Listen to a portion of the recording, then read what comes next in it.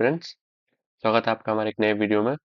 इस वीडियो में हम लोग डिस्कस करेंगे इंजीनियरिंग के और एंट्रेंस एग्जाम्स जो कि जेई के अलावा होते हैं, जिनको आप अपने बैकअप के तौर पर रख सकते हो।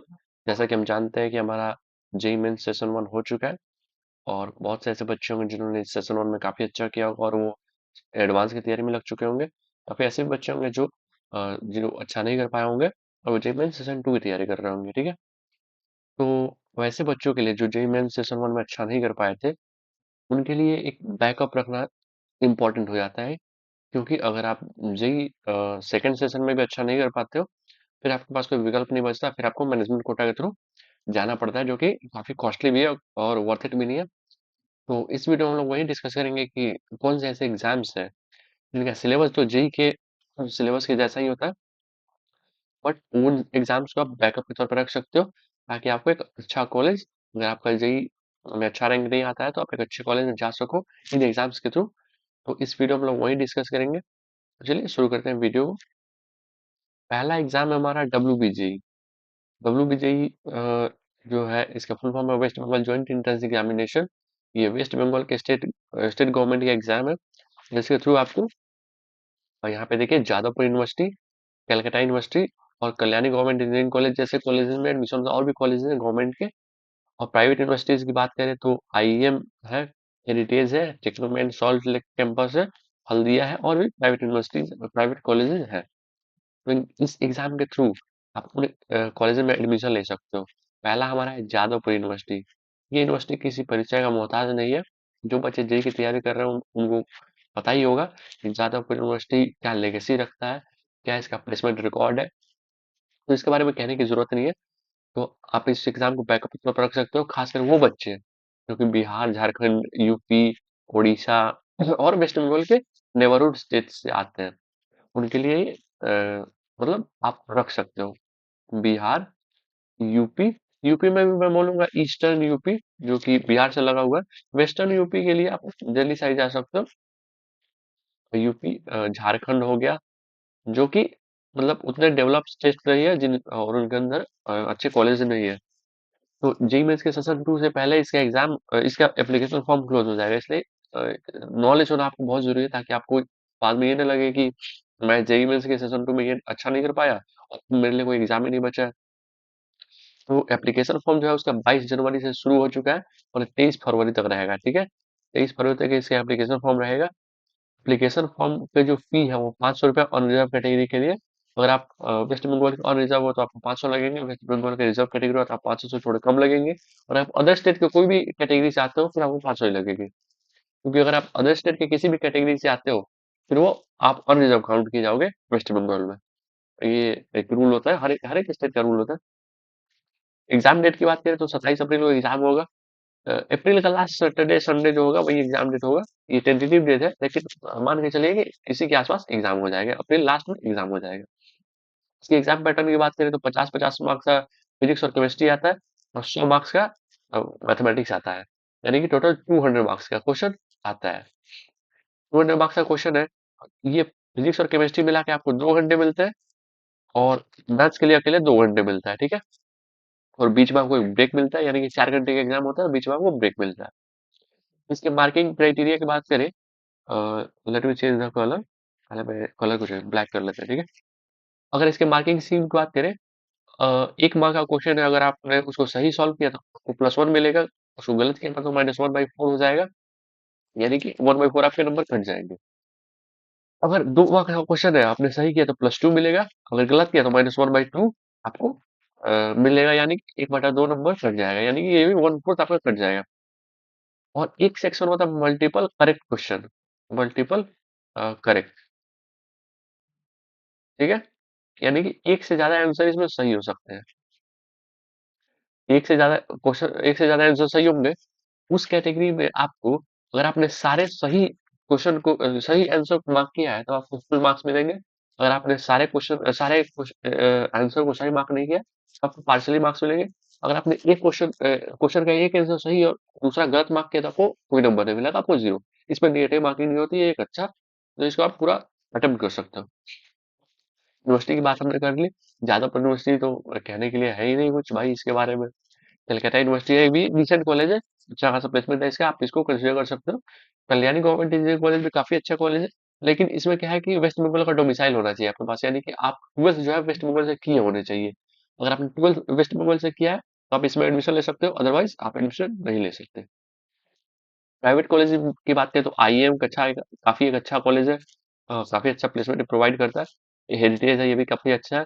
टेक्नोमेंट का सॉल्ट लेक कैंपस जो है वो अच्छा है, आप ट्राई कीजिएगा इसी में एडमिशन लेने का। अगर आपका रैंक पीछे आता है जादवपुर या कलकत्ता यूनिवर्सिटी आपको नहीं मिलता है, या कल्याणी गवर्नमेंट इंजीनियरिंग कॉलेज नहीं मिलता, तो फिर हल्दिया भी एक अच्छा डिसेंट ऑप्शन है, ठीक ठाक ऑप्शन है, जो कंसिडर कर सकते हो।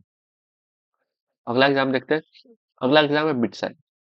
ये उन बच्चों के लिए है जिनका फाइनेंशियल कंडीशन काफी अच्छा है, और जो पैसे लगा सकते हैं अपने बीटेक में, और तो उनके लिए मिड सेट एक अच्छा ऑप्शन हो सकता है।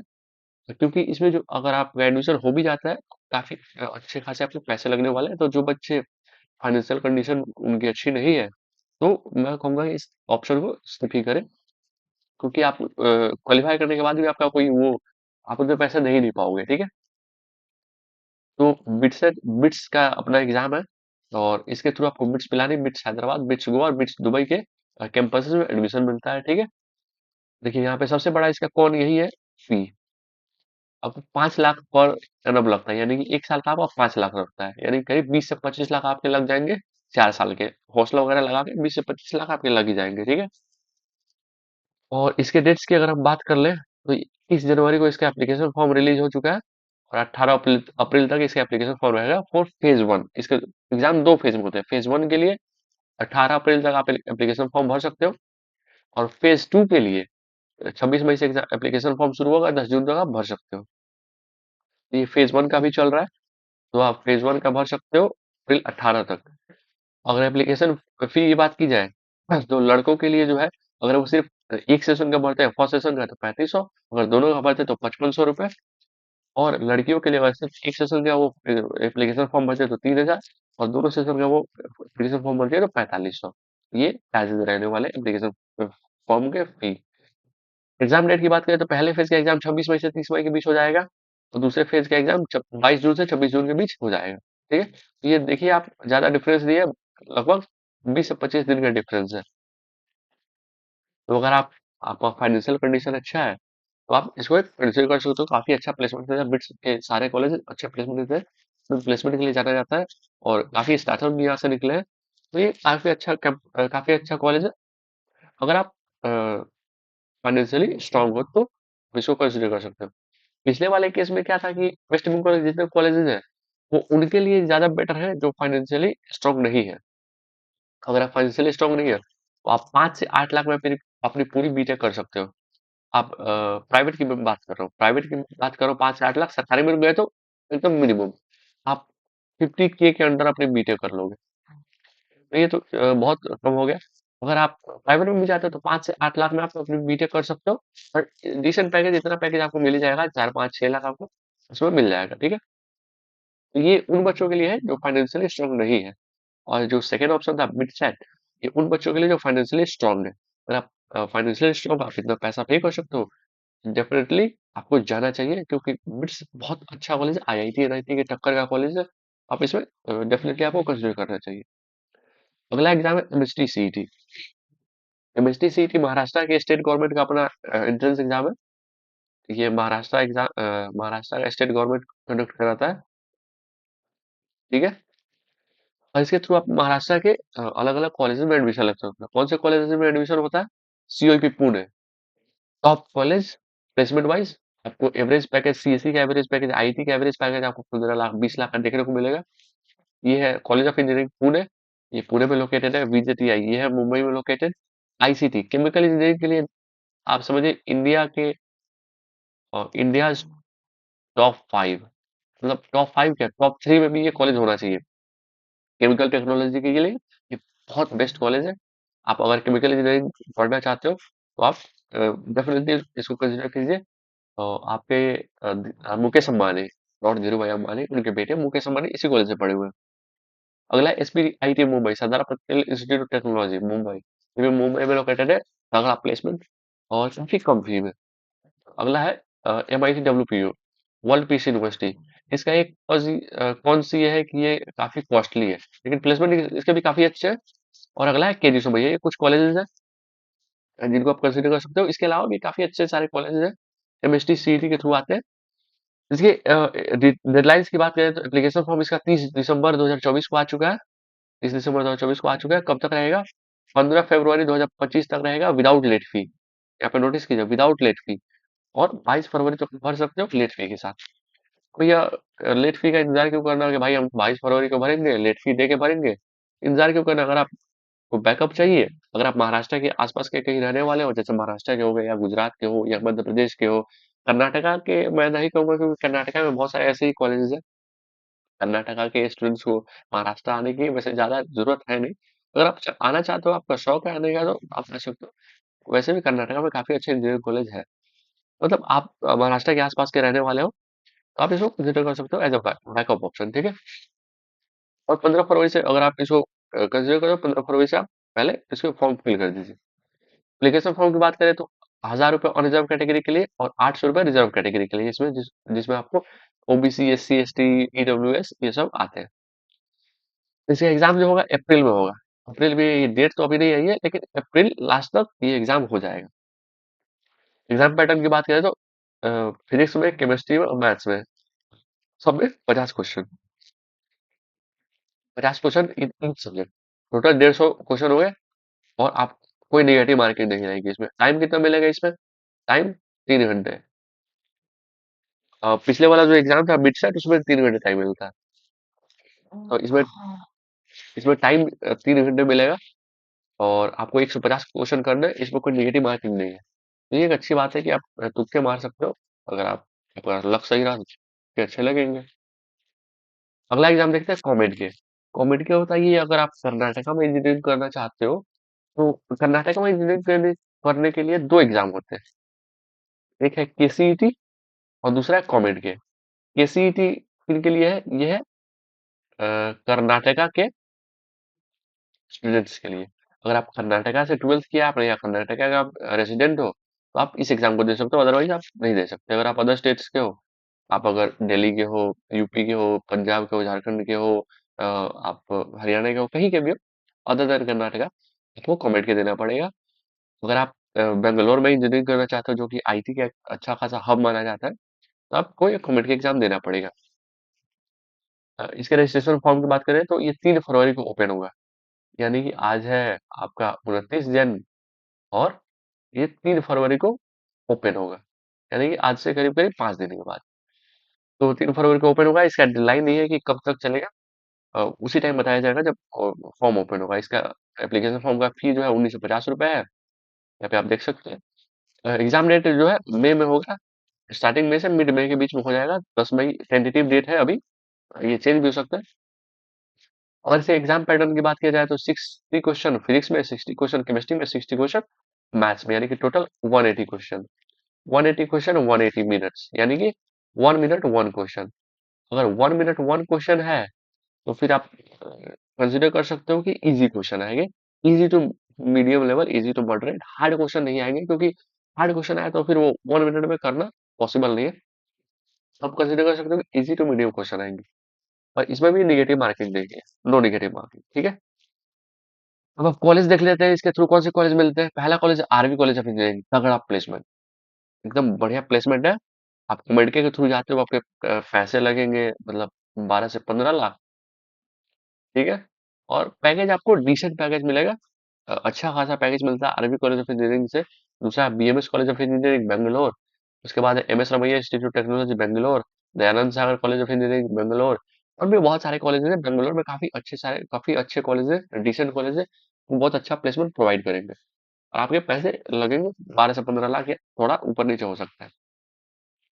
अगर यही आप मैनेजमेंट कोटा के थ्रू जाते हो, आप इमेजिन नहीं कर सकते आपके कितने पैसे लगेंगे। बिट्स बिट्स पिलाने के जो आपने फीस सुनी, उससे भी ज्यादा पैसे आपको लग जाएंगे, अगर आप मैनेजमेंट कोटा के थ्रू जाते हो तो। लेकिन आप कॉमेडिया के थ्रू जाइए, 12 से 15 लाख या थोड़ा उससे ज्यादा या कम लग सकता है। तो आप इस एग्जाम को कंसिडर कर सकते हैं, अगर आप बेंगलोर में पढ़ाई करना चाहते हैं, कर्नाटका में पढ़ाई करना चाहते हो, ठीक है। मैं कहूंगा अच्छा ऑप्शन है, उसको रख सकते हो। अगला है VIT triple E. VIT triple E ये है वीआईटी का अपना एग्जाम। वेल्लोर इंस्टीट्यूट टेक्नोलॉजी का अपना एग्जाम, ठीक है।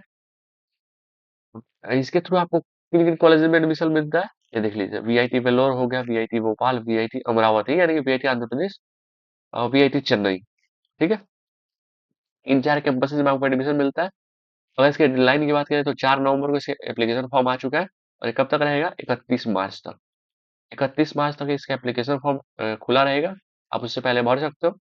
एप्लीकेशन फी की बात करें तो 1350 रुपये लगेंगे आपके, और एग्जाम डेट 21 अप्रैल से 27 अप्रैल के बीच में एग्जाम हो जाएगा इसका, ठीक है। लाइक लाइक अप्रैल लास्ट में हो जाएगा इसका एग्जाम। रिजल्ट डेट की बात करो तो ये मई में आएगा, ये अप्रैल लास्ट तक तो एग्जाम ही होगा, तो अप्रैल में तो आ नहीं सकता। मई में इसका एग्जाम रिजल्ट आ जाएगा, ठीक है। तो मई में आपका रिजल्ट आ जाएगा।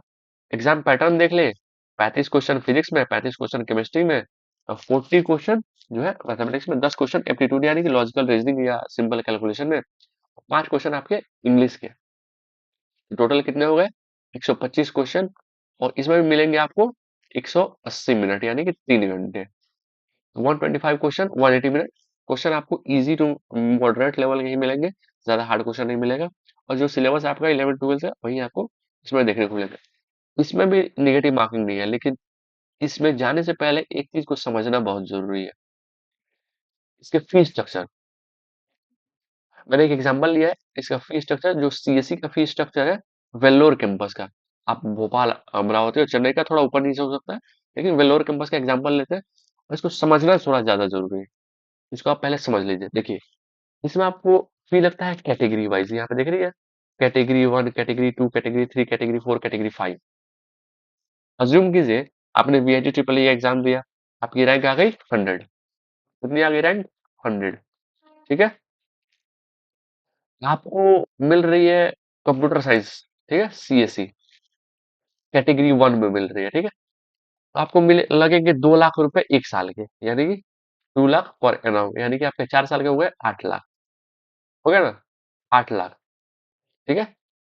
8 लाख में आप अपनी बीटेक कंप्लीट करोगे, ये ट्यूशन फी है। हॉस्टल अलग से लगेगा, हॉस्टल सबका एक जैसे ही लगता है। वो उस पर डिपेंड करता है कि आप कैसा रूम लेते हो। आप अगर एसी वाला रूम लेते हो, नॉन एसी लेते हो, 4 सीटर 3 सीटर, जैसा भी आप रूम लेते हो उस पर डिपेंड करता है।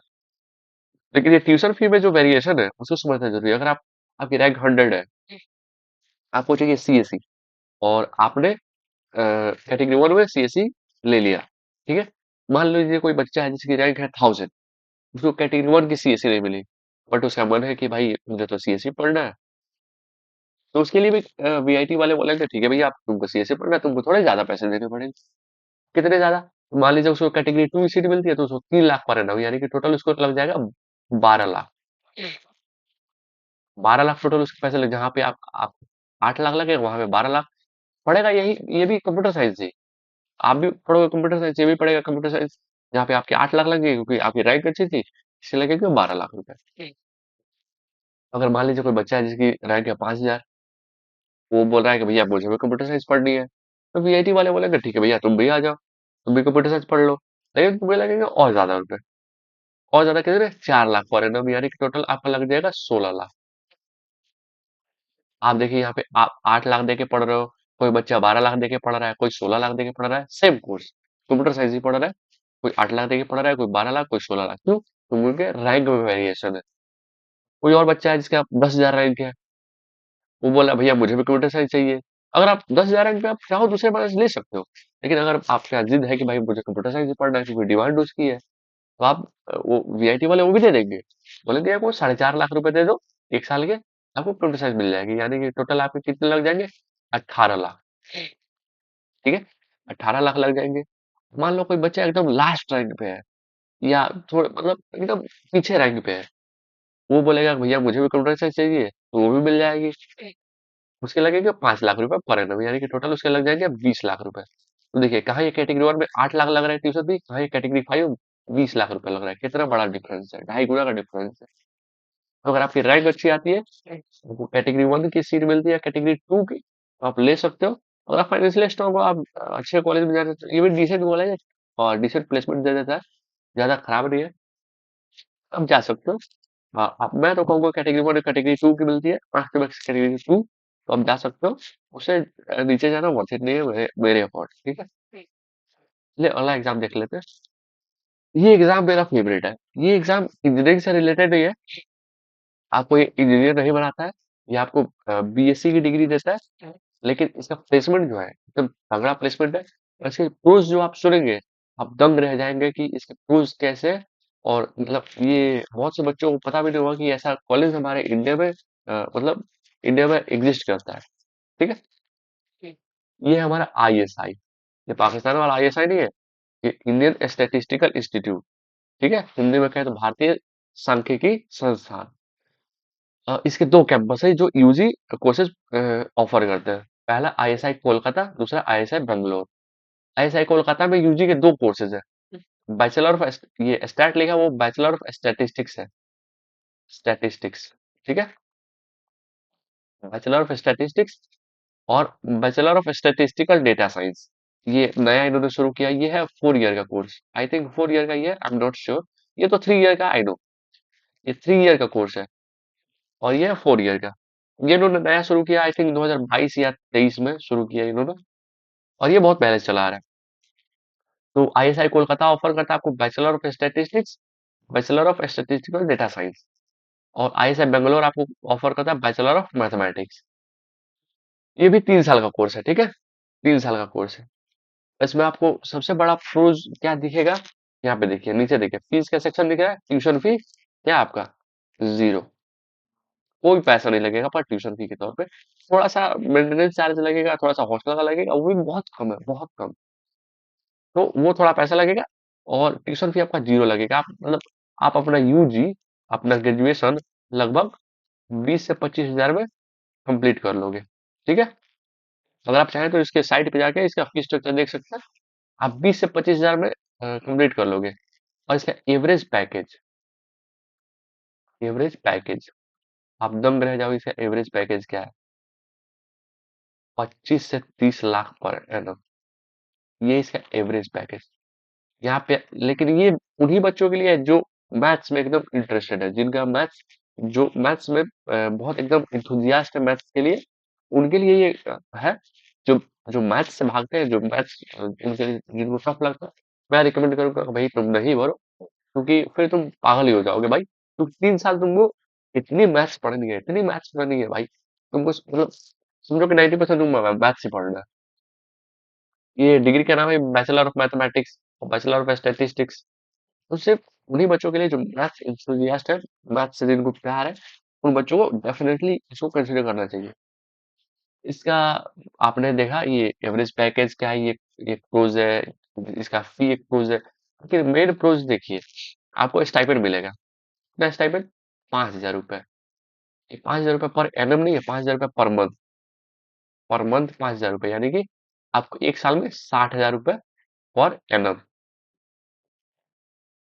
एक साल में आपको 60 हजार मिलेगा, यानी कि आप अगर ग्रेजुएशन करते हो 3 साल का, 1.8 लाख ये आपको मिलेगा स्टाइपेंड। ठीक है। और ईयरली भी कुछ मिलता है आपको स्टेशनरीज के लिए। वो मैंने कवर नहीं किया इसमें। 1.8 लाख आपको स्टाइपेंड मिलेगा। और आपका खर्च कितना होगा, 20 से 25 हजार। लेकिन जहां तक मुझे लगता है इसके लिए कुछ क्राइटेरिया है कि आपको एक सर्टेन सीजीपीए या ग्रेड मेंटेन करना पड़ता है। लेकिन वो बात की बात है। अगर आपने क्वालिफाई कर लिया तो आपको एक इतना आपको मिलेगा, 5 हजार रुपये पर मंथ आपको स्टाइपेंड मिलेगा। टोटल आपकी यूजी में 1.8 लाख आपको रुपए मिलेंगे। आपका यूजी का खर्चा कितना है, 20 से 25 हजार। आई हाईली रिकमेंडेड कि आप इसका फॉर्म भरें, इसका एग्जाम दें। इसके डेडलाइन की बात कर लेते हैं। एप्लीकेशन फॉर्म जो है मार्च में इसका शुरू होगा। एप्लीकेशन फॉर्म मार्च में शुरू होगा। कितने पैसे लगेंगे, अगर आप अनरिजर्व कैटेगरी मेल हो 1500 रुपये लगेंगे। अगर आप अनरिजर्व कैटेगरी फीमेल हो तो 1000 लगेंगे। अगर आप रिजर्व कैटेगरी से यानी कि SC ST OBC NCL और EWS इससे हो तो आपको 750 रुपये लगेंगे। ठीक है। तो ये एप्लीकेशन फॉर्म का फी है। और इसके एग्जाम डेट की बात करें तो 11 मई को इसका एग्जाम होगा। ये टेंटेटिव डेट है। तो एग्जाम पैटर्न की बात कर लेते हैं। एग्जाम पैटर्न इसमें दो पार्ट होते हैं, UG A और UG B। तो दोनों अलग अलग होते हैं। बीच में आपको एक ब्रेक मिलता है। जैसे सुबह 9 से 11 UG A का एग्जाम होगा, फिर ब्रेक मिलेगा, फिर 1 से 3 आपको UG B का होगा। टाइमिंग डिफरेंट हो सकती है, मैं एग्जैक्ट टाइमिंग बता रहा हूँ, एग्जाम्पल दे रहा हूँ। अब दो पार्ट होता है इसमें, UG A और UG B। ठीक। UG A में आता है 30 MCQ क्वेश्चन। 30 एमसीक्यू क्वेश्चन कहाँ से आता है? तो 11th 12th के सिलेबस से, 11th 12th मैथ के सिलेबस से। हल्का सा आपको अलग से भी पढ़ना पड़ेगा। जैसे कि नंबर सिस्टम है, ये 11th 12th में नहीं है, हल्का सा आप इसके सिलेबस को सर्च करें, आपको गूगल पे मिल जाएगा, इसके साइट पे मिल जाएगा आई थिंक। दूसरा सेक्शन है यूजीबी का। यूजीबी में आपको 9 सब्जेक्टिव क्वेश्चन देते हैं, यानी कि आपको proper step by step solution लिखना है। ये सब्जेक्टिव नहीं है कि आप मान लीजिए आपने तुक्का मार दिया या फिर आपने किसी भी मेथड से आपने आंसर ला दिया, ऐसा नहीं है। सब्जेक्टिव है, स्टेप बाय स्टेप आपको सॉरी स्टेप बाय स्टेप आपको लिखना पड़ेगा सॉल्यूशन। और 2 घंटे हर सेक्शन के लिए मिलते हैं, यानी कि यूजी ए के लिए भी 2 घंटे मिलेंगे, फिर ब्रेक मिलेगा, फिर यूजी बी होगा, फिर उसमें भी 2 घंटे मिलेंगे। और इसका क्राइटेरिया ये है, यूजी बी के कॉपी इवेल्युएशन का क्राइटेरिया ये है कि आपको यूजी ए का कट ऑफ क्लियर करना पड़ेगा। कट ऑफ, अगर आप चाहते हो कि आपका यूजी बी का कॉपी इवेल्युएट हो, ठीक है, आपका यूजी ए का कट ऑफ क्लियर होना चाहिए। यूजी ए के जो है उसका इवेल्युएशन होगा, उसके आधार पे जो है कट ऑफ बनेगी। अगर आपने उस कट ऑफ को क्लियर कर लिया है तो आपका यूजी बी का कॉपी इवेल्युएट होगा।